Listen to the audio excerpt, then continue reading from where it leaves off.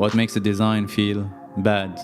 I mean, really bad. Design that feels like a waste, a scroll past, before you even blink. No, it's not just over-designed gradients, shadows, animations, textures that kinda look at me chaotic designs. True, chaos may lead to bad design, but most of the time, it doesn't. Ever seen Utopia Travis Scott Identity? Pure visual chaos. Heavy distortion, grunge, sharp textures, anti-grid layout, and yet it feels like extra creative. It feels like genius design. And no, it's not the common belief that boring design is always bad. Just because it doesn't talk to you doesn't mean it's not saying something. Asiatic designs, very dense. Millions of data points per page. Stacked type, layers on layers. Think Tokyo subway maps, Korean app dashboards. So far away from boring.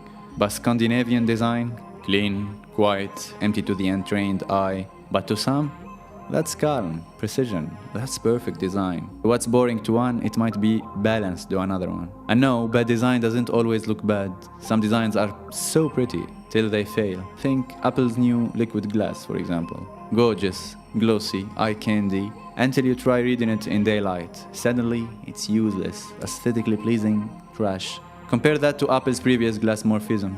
That one, it's super unique, super filter. So what actually makes a design feel bad? One, it feels like an intentional mistake, especially in minimalism, where every pixel counts. A 2-point optical imbalance, that's all it takes to make your poster goes from okay to oops, that's bad design. Bad design is when your spacing feels like a guess, when your type choice isn't a vibe, it's a mismatch, a bad crop, a weird tension, a decision that looks like an accident. But if your accident repeats, now that's a pattern, maybe a system. But let's keep that talk for another day.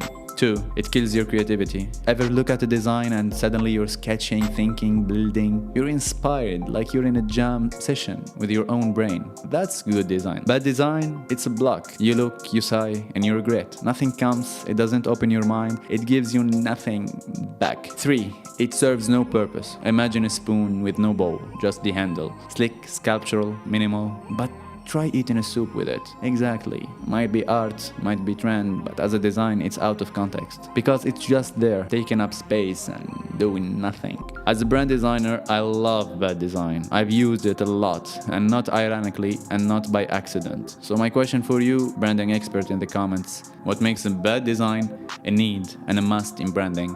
Because we've already answered.